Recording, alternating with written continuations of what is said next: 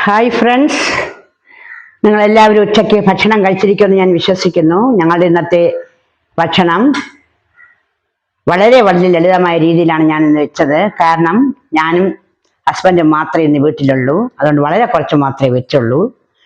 എന്നും ഉള്ളതുപോലെ തന്നെ ചമ്പവരിച്ചോറ്, കൂമ്പ് തോരൻ, ഒരു കൂമ്പ് മാത്രമേ ഇന്നെടുത്തുള്ളൂ.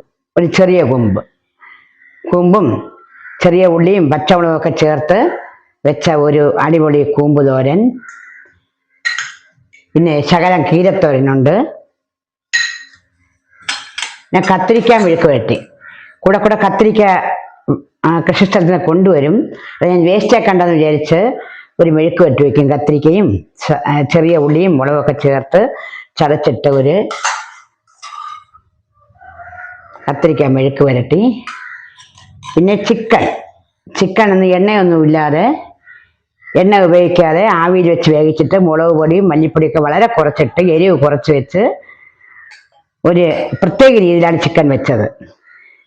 കാരണം കൂടുതൽ എണ്ണ ഉപയോഗിച്ചാൽ പല അസുഖങ്ങളും വരും. അതുകൊണ്ട് വളരെ കുറച്ച രീതിയിലാണ് ചിക്കൻ മേക്കപ്പ് ചെയ്തത്. കൂടാതെ ആപ്പിളുണ്ട്, മാതളങ്ങയുണ്ട്.